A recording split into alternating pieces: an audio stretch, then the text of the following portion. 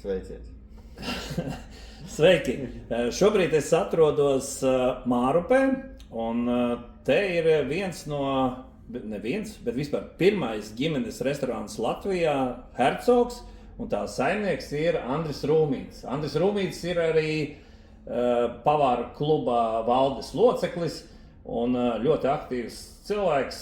Man liekas, produktu ziņā, ko viņš piedāvā cilvēkiem, ir viens no radošākajiem. Sevišķi pandēmijas laikā, man liekas, ar brīvdienu kasti, tas bija tāds numur viens, kas, man liekas, vēl tas bizness joprojām tagad arī turpinās, vai ne? Viss turpinās. Arī esmu 2 bērnu tēvs un vienreiz laimīgi precējies, ja? Jā, tas liecina par stabilitāti. Nu, jā.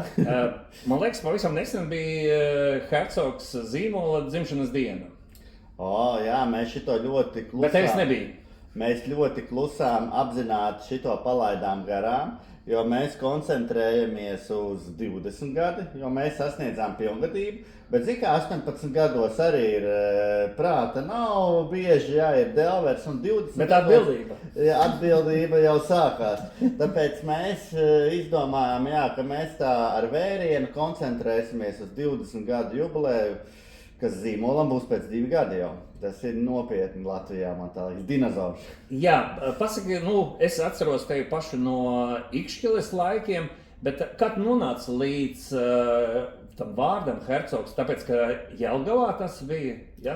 Jā, to es ļoti daudz reizes varu teikt, tas ir Jelgavā, bija Hercoga Jēkaba laukums, un tā arī dzimā ģimenes restorāns Hercogs tur, un no tā tad arī gāja vispārējie Hercogi, jā, gan Mārupē, gan citur, jā. Bija vienu brīdi 5 restorāni, tagad jau, es teikšu, ir atkal 2,5. Un tā kaut kāda jauna projekta, jā? Par tiem tu gribi runāt vai vēl nē? Nē, par jauniem projektiem tas jau nav noslēpums, kad ir lielais jaunais brālis, jā, Hercogs Garden, kas ir tepat Mārupē, jo es sapratu, ka visu enerģiju labāk koncentrēt vienā vietā nekā skraidīt apkārt, jā. Zaudēt laiku, degvielu, enerģiju, jā, zaudēt. Jā. Un ir tagad jauns projekts, kas ir darbosies kā banketu zāle, un arī branči būs Blaumaņielā, bijušais Čarlstons, kur mums arī notiek, nav noslēpums, visu banketu radīšanu, visu, teiksim, garšu kārpiņu lutināšanu visiem mūsu viesiem. Pastāsti vairāk par brīvdienu kasti. Es atceros, ka es toreiz no tevīm paņēmu, aizbraucu uz Latgali, un patiesībā tur viss bija, kas svētku galdam ir vajadzīgs. Es atceros, ka toreiz pandēmijas laikā mēs negājām mājā, mēs to darījām šķūnī, uzklājām galdu, atnesām krāsni, sasildījām visu, un patiesībā tas bija tāds, citreiz ir, ka vasarā kaut ko cep ārpusē, tā kā šašliku vai pankūkas vai vēl kaut ko tam līdzīgi. Un te pēkšņi arī bija ne istabā, bet ārpusē. Un patiesībā tas brīvdienu kaste radās kā produkts tieši uz to, ka cilvēki, man liekas, tur 10 cilvēkiem tā domāts. Jā, nedrīkstēja pulcēties tajā laikā, tad tur drīkstēja 2 ģimeņu ietvaros, tur tie noteikumi arī mainījās. Bet man šķiet, ka jebkurš uzņēmējs sapņo par kādu produktu, kuru jau pieprasa tauta. Un brīvdienu kaste ir tas produkts, kuru gaida uz Ziemassvētkiem. Viņi ir tikai 2 reizes gadā mums uz Jāņiem, kas ir nedaudz mazāka aktivitāte. Bet Ziemassvētkiem mums parasti pietrūkst, jāsaka godīgi, jo mums ir uzlikts limits, jo tā visa menedžments ir ļoti sarežģīts. Galvenais ir visi iepakojumi, produkti laicīgi pasūtīt, jo pēc tam jau visi ir cieti ar Ziemassvētku laiku. Es cilvēku fiziski varu dabūt, bet man nevar nolikt tev neviens atvērt vaļā. Tā kā man liekas, ka šitas jau ir jubilejas gads vai ne 5. sanāk uz Ziemassvētkiem. Tas ir ļoti jaudīgi un ļoti darbietilpīgi, kuru personāls arī gaida, to visu apjomu. Cik atkal Andris izdomās 500 kastes, 600 kastes, 700 kastes. Tas ir kādreiz, kā es smējos, mums bija lielāka satiksme un lielākas rindas nekā pie depo, jo tad mēs pat bijām te jau pat satiksmi organizējām ar zīmēm, ja, kad bija tajā laikā. Nu, tagad mēs to visu izdodam pie Hercogs Garden. Jā, ir 23., 24. un 30., 31. decembris. Nu, tā kā vēl dažas kastes ir palikušas. Bet, nu, varbūt tie, kas varbūt nezin to kasti, bet patiesībā tas nav tā kā vienkārši kā no veikala salikti produkti. Tu patiesībā virtuvē viss ir sagatavots, sašmorēts, sapakots, un tev tā kastes saņēmēja pienākums ir uzsildīt, un varbūt dažas lietas apcep. Nevajag neko. Nu, ir arī zivs, kas ir jāizcep, jā, bet cepets līdz galam, jā. Cepets ir jāuzsild, bet mums ir ne tikai kaste, mums arī ir branči, ja, kas ir tie gan mums iet visu gadu, tas ir mazāks, divreiz mazāks, teiksim, apjoms, bet nu, tie iet katru dienu var pasūtīt iepriekš e-veikalā. Arī ar kasti? Jā, ir tikai mazāka kastīte, jā, mēs esam sapratuši, jā, un tad ir... Un cik personām tā ir? Tas ir 5 personām apmēram 6 kg svars tur ir iekšā, nu, un tā iedzīvojusies, ir tā kā ikdienas maltīte, jo, nu, ja cilvēks sarēķina, nu, man paši kaimiņi paņem, viņi saka, es 3 dienas, ne 2 tā dzīvojot uz veikalu, ka tas ir daudz izdevīgāk un kvalitatīvs produkts. Jā, tur sanāk, vidējais skatījos pēc cenām, nu, 14-15 eiro uz cilvēku. Nu, 70 eiro maksā tā mazā kastīte, tā kā, nu, tas arī Ziemassvētkos ir pieejams. Jā. Kā tu saveido to kasti? Tu vienkārši pats sēdi izdomā, vai tu skaties, kas tajā brīdī ir labi piedāvājumi tirgū no gaļas vai vēl kaut ko, vai tas jau ir tradicionāli jābūt tieši tam un nekam citam?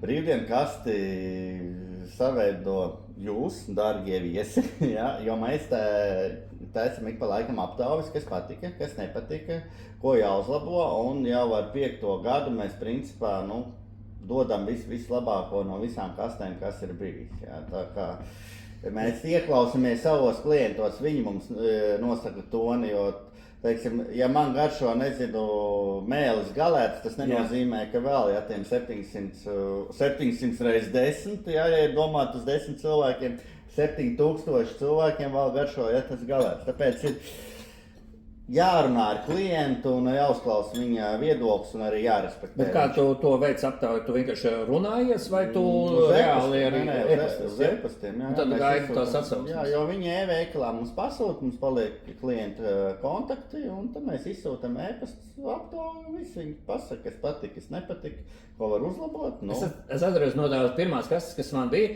man ļoti patika 1., 2. ēdiens. Bet ar desertu man nebija līdz galam sasniegts tas orgasms.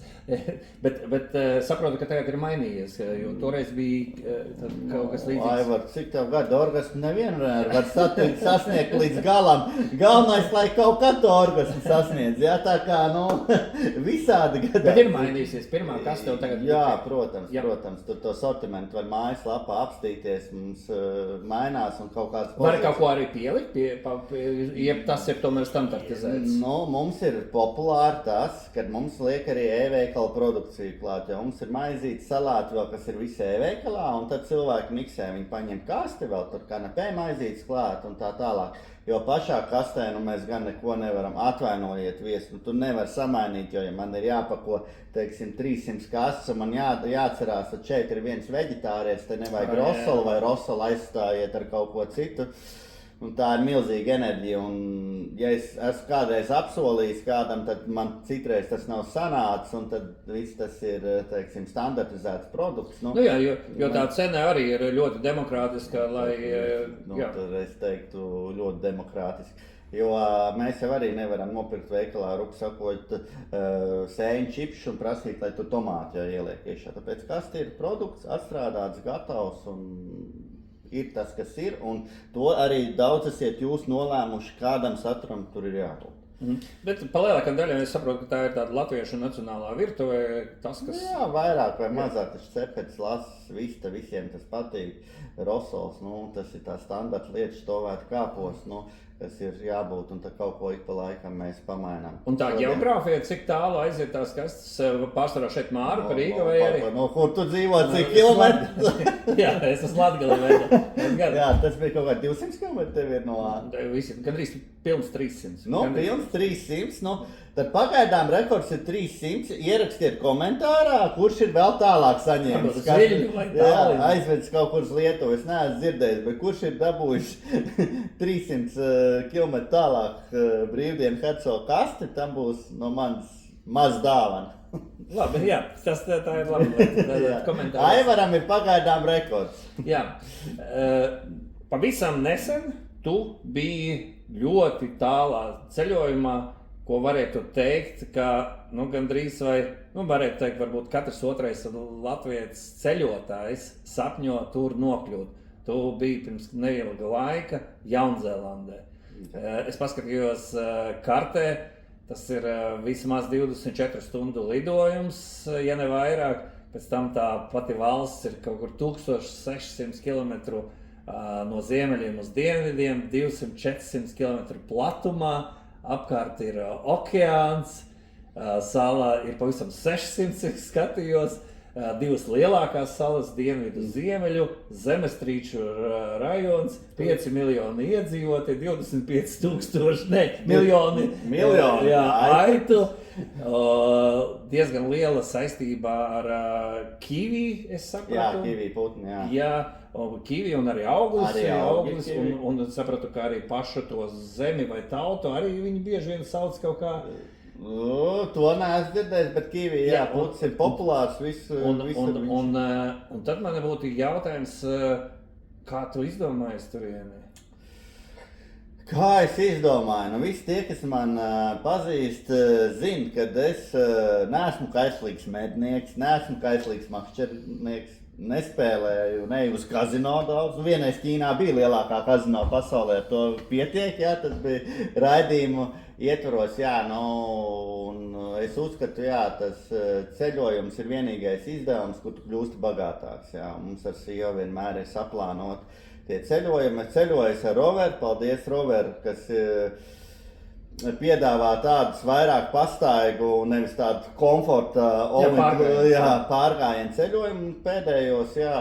Starp citu arī Covid laikā es vairāk sāku staigāt, jā, arī, tad kaut kā ir tas formāts, es biju ar roveru jau 3. reizi. Man tas patīk, kā viņi attiecās un kā tiek viss noorganizēts, jo pašam Jaunzēlandi, var jau, jā, to darīt, bet, kaut kā es paļaujos, kā es saku, zobus jau mēs paši nelabojam, ir profesionāļi, kuri dara savus darbus un paļaujamies to. Paulo Kūku arī ne katrs dara.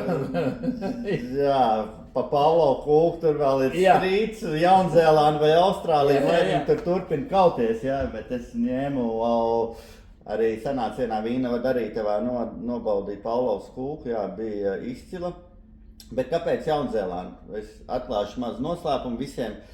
Kā mēs ceļojam, pat cik ir sieva grāmatvedis, mēs neskatāmies valsti sākumā, bet skatāmies datumus un mēnesi, ja? Jo mums tas komfortablākais laiks ir no 10. Jā, līdz kaut kādam 28. līdz beigām, jā, tie datumi, kas mums ir komfortablākie. Kuram mēnesim?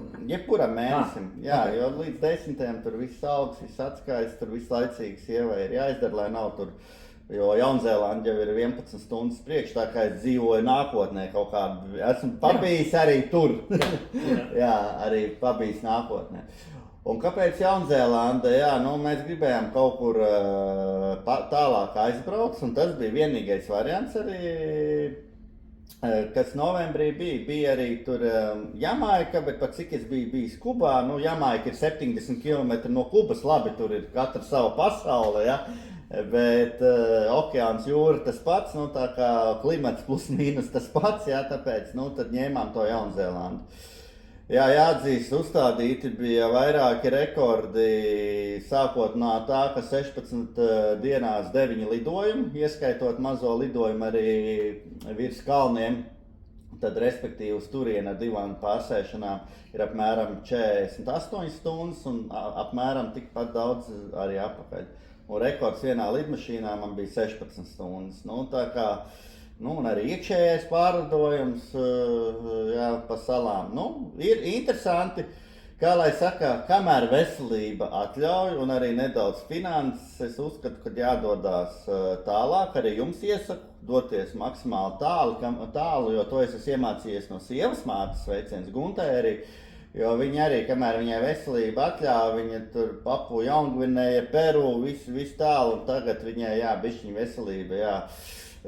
Klibo, viņi ir ļoti priecīgi un laimīgi, ka viņi to 10-15 gadi to visu ir izbraukusi. Pēc tam mēs paliekam biedāki un vecāki, tad Eiropa laikā visas maiņas, tas ir daudz vieglāk. Nu, panesams pēc tam, te nezinu, Spānija, Itālija, Grieķija. Bet tāds ceļojums, nu, teiksim, uz vienu personu, cik apmēram plus mīnus izmaksāja? Nu? Nē, tas nav arī noslēpums. Rover mājaslapā var apstīties bija.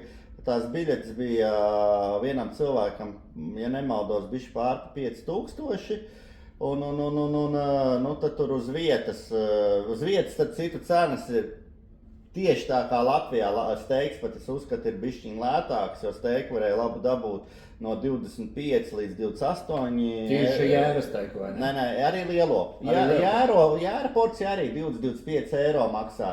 Latvijā, ja mēs paskatāmies tādā labākā vietā, steiks jau sākās no 3-5 uz augšu sevišķi. Vai šis vārds steiks ir tikai lielopiem, jeb to var attiecināt arī uz aitām? Nē, nu par to bišķi zinātnē strīdāts, vai cūgaļas steiks ir, vai cūgaļas steiks nav, jā.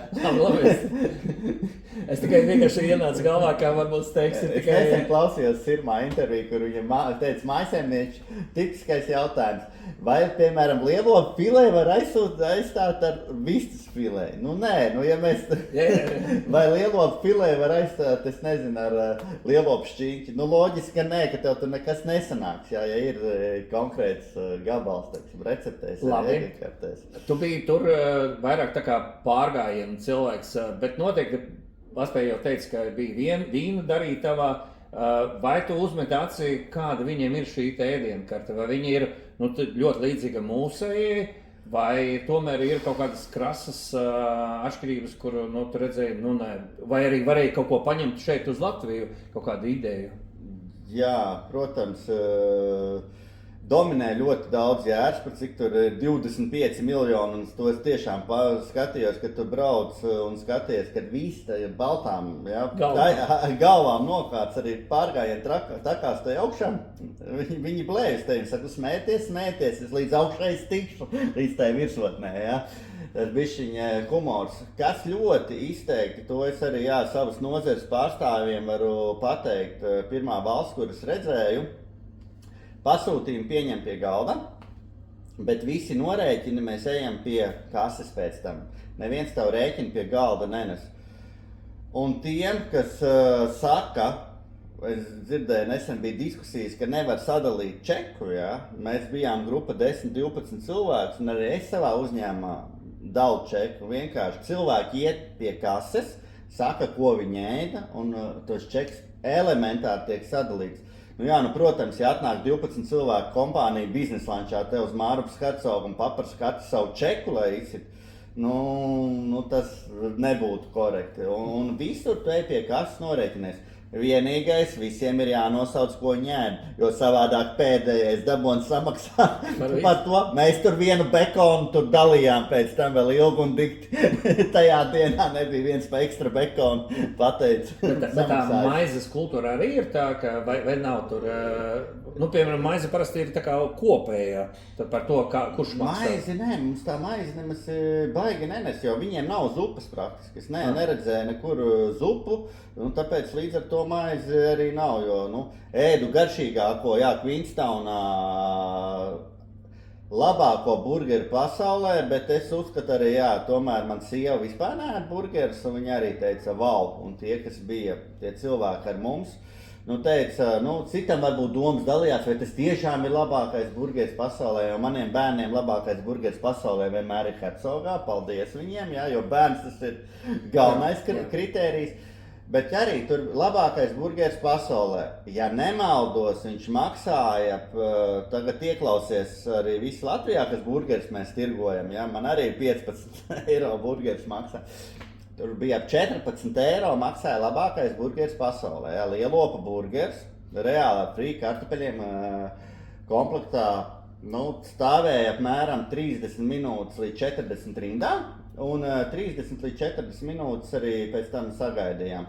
Bet tur arī varēja kaut kā caur aplikāciju pasūtīt to burgeru kaut kā internetā, bet labi, līdz tam mēs tā kā netikām. Queenstownā tā kā ir kaut kas labākais, bet tā cena pret kvalitāti, par ko es vienmēr, es tev pabeigšu, par ko es vienmēr cepos, apmeklējot restorānus, jā.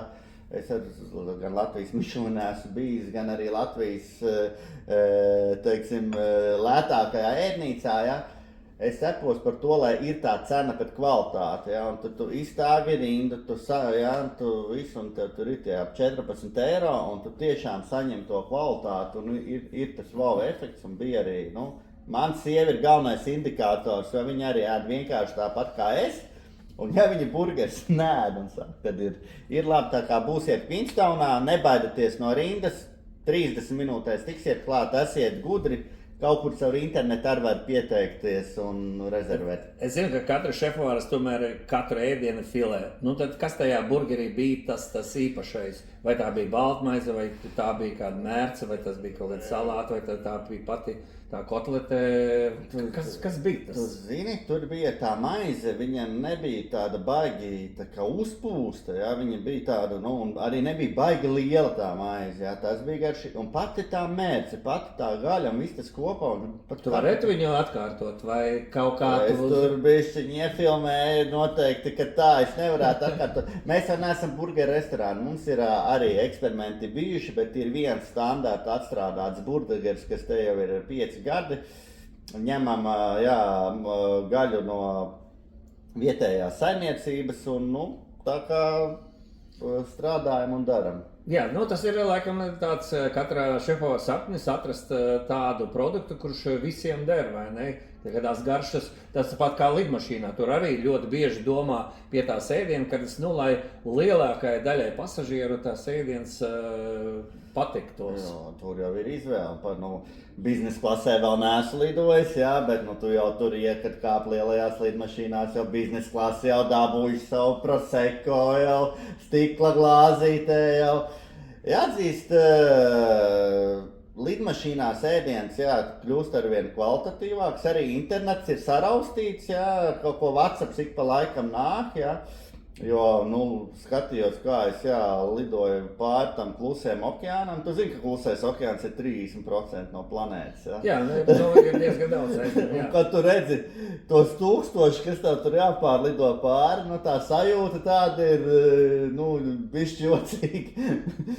Bet tu jau pārsvarā esi gaisā, bet droši vien, ka labā laikā redz to visu okeānu, vai ne? Tur jau ir naktis, tur ir dienas, tu centies arī aizmigt. Es saku, es kad atbraucu atpakaļ, es pirmās dienas cēlos 2 naktī, 3. Pēc tam es cēlos 4, un visi, kas man pazīst, zina, ka es ceļos 5 līdz 5:20 katru dienu. Un tāpēc 6 dienām, es tajos 5:20 ritmā tiku atpakaļ, jo tā aklimatizācija pēc tādiem gariem ceļojumiem, ir kaut kāda laika. Cik tev sanāca apmēram mēstuvēs pabūt Jaunzēlandē? Oi, daudz. Kāds 10, 20? Stabili, jo mēs gatavojam, bija tā, ka mēs gatavojam brokastis. Paši, ja? Jā, bet bijām arī pāris brokastu ēstuvēs Queenstownā, kur viena Latvijas šefpavāra strādā, bija ļoti labs brokastis garšīgs. Un vēl vienā vietā mēs bijām 2 reizes ēdām brokastis, tas bija ļoti labas un kvalitatīvas, un arī tā cena brokastīm bija kaut kāds 16-17 eiro, tāpēc saku, Jaunzēlandē cenas, es pat teiktu, ir nedaudz zemākas nekā Latvijā. Bet tā es ēdu, pat tām 14 dienām man ārpus mājas, 20 plus ēdienreizes. Tās pievienotās vērtības nodoklis, kāds viņiem ir? Oi, to es nemaz nezinu, PVN, bet... Tad paskaties, droši vien kā čeks ir, vai ne? Jāapstās. Paskaties, un tad mēs ierakstīsim komentāros, cik ir tas vērtības. ChatGPT pajautās. Tas arī, bet tavā čekā būs drošāk redzēt. Drošāk jāapstās, PVN, kāds viņš ir. Jo, atkal, visi, kuri mani pazīst, labi zina, es vienmēr cenšos nedaudz iekonomēt uz dzīvošanu, bet cenšos ēst ārpus mājas, jo es to uzturu arī kā hobiju. Ja? Tas nav tā, tagad es arī tērēju naudu. Ja? Jo es piezemētāks apartaments vienmēr, kad ceļoju. Jā, man arī ļoti līdzīgi. Jo tad mazāk uzturies tur, vairāk tev vajadzīga gulta, nomazgāties, un pat televizors nav vajadzīgs. Tu gribi ārā, lai skatītu to pasauli. Mums ir 2 kritēriji ar sievu. No? Labi, 3. Labi, 3. Galvenais, lai nesmirt, lai nav disena un klusums un miers, lai blakus, un lai ir labierīcības un duša. Visi tie 3 galvenā. Gulta tīra paliks vēlams. Jā, principā no pilnīgi sakrīt. Cik tur ir liels, jo es... Nē, tas nav tas. Vai vēl bija kaut kādi, varbūt tehnoloģiski vai produkti, kas varbūt pārsteidz, un tu kā padomāji, kāpēc Latvijā mums nav? Vai kaut kas, tas ar to kasi bija interesanti, kā, nāk maksā, vai bija vēl kaut kas tāds, ka... Tur pārsteigt jau tur grūti man, ja es jau arī Ķīnā esmu bijis, ja redzējis visus šitos te dažādus brīnumus. Bet kaut ko uz Latviju var paņemt labu vēl? Zini, kas man ir, kas pārsteidza? Viņi ir tā kā ļoti saulaina valsts un daudz saules ir un ļoti maz bija saules baterijas. Un es palasīju, kāpēc tas ir, jo ir liels tā kā atbalsts no valsts un ir tie valsts uzņēmumi, cik saprotu, to visu pārvaldu un ļoti maz tas kilovati ļoti lēti efektīvi maksā. Tā kā ļoti maz saules parki bija. Un elektromašīnas arī baigi daudz, kur tā kā nebija. Vēl kas man pārsteidz. Es nevienā vietā nesatiku apartamentu saimnieku. Ja? Viss, principā, tas cilvēku resursu taupība, es domāju, tas arī mums, visiem uzņēmējiem, ir ļoti liels izaicinājums, kā maksimāli dabūt efektīvu, pakalpojumu un lai maksimāli efektīvi tev tas darbinieks strādā, jo tur, viss bez kontakta. Nav, tu aizbrauc, tur kaut kur atslēgas, kaut ko zvani. Labi, ka mums bija grupas vadītājs, kas visu šito darīja.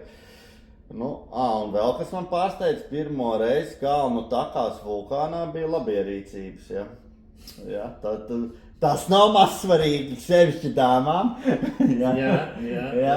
Tas man pārsteidz, ka tu ej un tev arī norāda, pēc cik ilgā laika ir, tad tu vari izvērtēt, vai tu, kā mums teica grupas vadītājs, ar labierīcībām ceļojumos ir tā, vajag vai nevajag, ejam. Aizējam? Protams, jo nevar sagaidīt pēc tam, kad vajadzēs kaut ko. Bet pa ceļam tur arī ir tie saucamie Latvijas likumi, ka tu vari aiz krūma aiziet kaut kur vai ne? Tur vulkānā tu krūma. Labi, krūma tur nav. Tur arī, tur viss sāk, tālu tu vari pa nogāzt, te būs tālu jāiet lejā. Labi, Nē, tur ir kā kurā vietā, citur tie krūmi, ar krūmiem ir ļoti. Andri, atgriezīsimies tagad pat Latvijā un pie tava restorāna. Teiksim, kad tu skaties uz savu restorānu, kādi tev tā kā autovadītājiem ir parametri? Tur autovadītājs skatās, ka ir degvielas pietiekoši, mašīna sasilusi, āra temperatūra, iekšējā temperatūra iestāde. Kas ir tie, bez tā, ka tu redzi, cik tev naudas apmēram ieplūst, bet citreiz ir ļoti svarīgi, ne jau tas apgrozījums pirmajā brīdī, bet pamanīt, ka kaut kas mainās, struktūrāli mainās. Kādi ir tev, ja to informāciju dod, piemēram, vai savienojas ar citiem restorāniem, ko tu prasi? Par kuriem parametriem vai cik daudz tev burkānu tiek pārdots? Vai, kas ir tas, kas ir tie, uz ko tu skaties? Vai cilvēka personāla izmaksa, kas noteikti arī ir viena siltums, ir īra vai mājas kaut kāda lietas. Kas tajos ir, varbūt pirmais piecinieks, ko tu vari teikt, ka gandrīz katru dienu uzmet aci un saka, tie ir mani svarīgākie, un ja no tiem kaut kāds sāk neštimēt, tad es rokos dziļāk. Jā, tu vienā jautājumā ietver kaut kādi 23 jautājumus. Centīšos. Bet es nedomāju, ka tu katru reizi velti tam 3 stundas. Tu tev ir cak, apskatījies. Redz, kā tu arī man ir uzrakstīts, namatēvs, tāpēc man nepatīk, ka saka mans restorāns, ka es esmu saimnieks, īpašnieks un tā tālāk. Jā, es varu pateikt, ka šis ir vienas ģimenes, Rumīša ģimenes restorāns. Jā, es esmu dažādi bijuši dzīvē partneri un tā tālāk, un es sapratu, ka vieglāk stūrēt, ir to kuģi vienai ģimenei, un tāpēc arī tie lēmumi varbūt ir ērtāk un ātrāk tiek pieņemti, ka tev nav tur jāsaskaņo, nav jādomā, nav jāgaida atbildes un tā tālāk, jā. Kā to var redzēt? Ļoti vienkārši. Ja? Arī tu, ja tu gribi atvērt restorānu, atceries, ka tev jāzina drēbi un jābūt tēmā iekšā. Kā es vienmēr teicu, es nevarētu spēlēt video spēles, jo es vispār man tā, izņemot Super Mario, es nevienu video spēli neesmu izgājis un vinnējis bossu, ja? Bet tas bija cik 20 plus gadu atpakaļ. Ja? Tā kā tev ir jāsaprot, ko tu dari. Galvenais indikators, loģiski tas ir pirmām kārtām apgrozījums, kase katru dienu. Kā es entās reizes teicu, viskaistākais interjers ir pilns restorāns, un visdārgākais restorānā ir tukšs krēsls. Tā kā, ja tu domā investēt kaut kādā restorānā un tāpēc kaut kāda gada aizbraukt, apstīties to rezultātu, tad tā ir lielākā kļūda. Tev ir jābūt tēmā iekšā un jātur roku uz pulsu. Un nākošais solis, ko es sapratu, tev komandā jāpiesaista cilvēki, kuri ir vismaz galvas tiesa pārāki par tevi. Un no tā nevajag baidīties, jo mēs jau viens neesam cīnītājs, jo ja kāds stāv pie tās plīts, viņam jau ir beigās jāsaka, kā ir jādara, un tikai tādā veidā tu vari augt un iet uz priekšu, un par to es mega esmu pateicīgs Aināram Valotkam, kurš ir milzīgu pieredzi šajā sfērā, un beidzot kāds no Mārupes strādā, jo savādāk te Mārupē visi advokāti, uzņēmēji, juristi, baptisti, kas te nav, bet normāli cilvēki te nedzīvoja. Un beidzot viens cilvēks strādā no manas industrijas un no Mārupes. Galvenā investīcija, tas ir personāls, loģiski, tas auga budžets aug, un es arī skatos, cik man proporcionāli tas algu budžets bija pirms 5 gadu un tagad. Un arī, ja kāds var ierakst komentārā, man ir ļoti svarīgs jautājums, cik jūsu nozarē, sevišķi restorānu nozarē, proporcionāli aizņem algas, tie ir 30%, 35%, 40%. Tavā gadījumā? Manā gadījumā jau 35%, un es skatos, ka tas ir nedaudz paaugst. Ja man būtu kāds investors, kurš man arī februārī, martā, neatkarīgi ne no kā, prasīt nomas maksu un tā tālāk, paldies Dievam, kad es nomas maksu maksāju arī sev, un kā es saku, es varu bišķiņ pagaidīt 3 mēnešus, lai tas izlīdzinās, jo, citur tev ir jāmaksā, ja tad tev ir jāmaksā. Tā kā, svarīgi saprast, šajā nozarē kāds viss ir mainījies, jo kādreiz gudrās skolās mācīja un arī kursos un arī ChatGPT to saka apmēram 30% tas viss ir, bet, realitātē es skatos, kad, diezgan grūti, jo arī tas ir, nav slepena informācija, ka šajā sfērā tā peļņa no apgrozījuma ir no 8 līdz 12%. Un ja tu iemauc augās jau pie 40%, tad tā peļņa varbūt ir 2-3%. Un vēl svarīgi saprast, ka tā peļņa veidojās no konkrēta apgrozījuma, un tas jau nav noslēpums. Jā, tev kaut kāds apgrozījums jāsasniedz. Savukārt Mārtiņš Čirmais kādreiz arī teica, ja 100 000 nevar restorāns apgrozīt, tad arī bezjēdzīgi to biznesu taisīt, un tam es pilnīgi piekrītu. 100 000 tas ir gadā vai mēnesī? Mēnesī. Jā, un es varu pateikt vienu, ja mēs gribam tā komfortabli dzīvot, tad es esmu sapratis jau tie 110 000, un tas ir bez PVN. Jā, konkrēti, jo tas jau nav noslēpums, ir cilvēki, kuri var paskatīties, jā, Lursoftā. Tas nozīmē, ka katram restorānam jābūt miljonus vismaz apgrozījums, jā? Jā, precīzi tas ir. Ja tu gribi startēt šajā sfērā ar personālu apmēram 20 cilvēkiem, jā, plus mārketings, plus grāmatvedis, vispārējais, maksāt nomas maksu, vispārējo. Ja tu nevēlies sev radīt darba vietu, kur tu strādā 13 stundas, 300 stundas mēnesī un priecājies, ka tev ir liela alga tagad, jā, par to, ja tu to vēlies radīt tā kā biznesu, es uzskatu bez miljonus gadā, tas ir bezjēdzīgi. Tas nozīmē, ja tu teiksi par tiem 8%, tas ir no tā miljona paliek kādi 80,000, kas ir paredzēti investīcijām.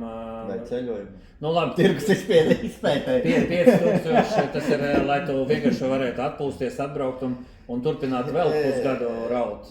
Jā, ir maza nianse, jā, ka tev, jā, ir dažādi gadi, kad tev ir jāatsvaidzina remonts, tev konvekcijas krāsas noplīst, jānomaina. Tev ir vēl kaut kādi izdevumi neplānoti. Bija vienu brīdi, atceramies, jā, Covid laikā elektrība, jā, man bija rekords 12,000 elektrības rēķins, jā. Vienu mēnesi bija 12, vienu mēnesi bija 8, ja tev nav kaut kāds mazs gaisa pilvens, tu vienkārši tev pusgadu pa 12,000 rēķins, viss te nodedz, jā. Tā kā, jā, tas ceru, ka atbildēju tev jautājumu, jo visu laiku ir jāčeko katrs mēnesi, bet labi. Bet cik struktūrāli tev ir tie sev čekošana, vai tev to sieva pasaka, droši vien viņa ir grāmatveda un tāpēc tev viņa pasaka? Diemžēl vai par laimi, man sieva ir grāmatveda un es ar savu kredītkartu uz masāžu salonu nevaru iet un skaidrā naudā tu nepieņem. Ja, sieva man ir, jā, mums ir ļoti strikti nodalīts un viņa arī jau pasaka, to jau redz pēc plūsmas. Ļoti vienkārši, personālam ir skaidrs, tiklīdz piegādātāji saka preci vedīs skaidrā naudā, ja, tad personālam ir skaidrs, ka uzņēmumam jau ir problēmas. Un mans zelta likums, kāds man ir pēdējos 5 gadus, ļoti vienkārši ar finansēm. Pirmais, ar ko tu norēķinies, tas ir personāls. Otrais, ar ko tu norēķinies, tas ir piegādātāji. Trešais, tas ir nodokļi. Un tad, kas paliek pāri, tas ir tev. Ja? Tā kā arī nesen bija labs teiciens Kirsonam, kad bērniņi pēd visi pirmie un tad ēd vecāki. Ja? Un pēc tāda principa es dzīvoju un visi, kuri strādājuši Hercoga struktūrā vai zīmolā, viņi ļoti labi zina, ka viss būs vienmēr laikā. Un to, ko es pasaku, to es vienmēr izdaru, jo mans vārds ir likums. Nevis sasolu, kā te patīk, uz vasaru sasolīt zelta kalns, jo nav kas strādā, un tad man aiziet cilvēki, Andri, es saku, loģiski, ka tā nebūs, jo ir lietas, kur vienkārši matemātika neiet kopā, un tāpēc, ja meklējiet darbu, jaunā projektā, ja jums īpašnieks saka, mēs te plānos 30-40 tūkstoši apgrozījumus, tad esiet rezervēti, par to visu. Kā tu redzi savu uzņēmumu pēc, 10 gadiem? Tu vēl neesi pensijā, tad vēl tu strādā noteikti. Kā tu redzi? Kaut vai šo, kas tev tagad ir 2 un plus 3. Jā, grūti par to spriest, jo pārmaiņas var notikties ar Covid un visu pārējo. Tāpēc es arī saku, man nepatīk, ka kaut kas man pieder. Īstenībā nekas nevienam nepieder. Tad tev šodien, tas tāpat kā jauna mašīna, te viņi nav šodien. Uzņēmums, uznāk krīze, kā mēs zinām, vai vēl kaut kāda brīnuma, tāpēc jābauda ir katru dienu un jāskatās arī nākotnē, jo es esmu tāds cilvēks, kas, principā bez mērķa nav iespējams dzīvot, un mērķis man loģiski ir, jau pēc kaut kādiem 3-4 gadiem ir tuvākais mērķis. Tas ir finansiālais mērķis vai ambīciju mērķis? Kas? Tas bieži vien ir aiziet arī... Kā, lai ambīcijas sasniegt, vajag finanses, noteikti. Nē, es jau varu pateikt godīgi, kad nekad nesaki nekad, bet es vairs nevēlos, 5 restorānus. Ir banketu segments, kurus ļoti spēcīgi vēlos sevi attīstīt, varbūt skaļi un plaši nerunāšu, bet ir konkrēts virsmērķis tieši banketu segmentā stiprināt to. Ja kāds restorāns nu, pirmais es paprasīšu par komandu, ja, un par nosacījumiem, jo, nu, starp citu ir daudz tagad, tu vari apstīties, ja, tie restorāni, kas dabūjuši Michelin rekomendācijas, ja, un kur viņi ir ciet, un tas man vispār ir šoks, kā tas tiek vērtēts, ja, nu, ka tu, man tais viens pat dabūja, nesauksim skaļi, ja, rekomendāciju, kurš jau tajā brīdī bija aizvēries ciet, ja, tas es neesmu kompetents, pat cik es esmu šajā sfērā, lai to skatās citi cilvēki, nu, tā kā šajā sfērā, nu, tādu stabilu, pamatīgu uzņēmumu, kāds ir arī radīts, paldies komandai, kas ir arī Oskars, ir 18 plus gadi ar mani kopā.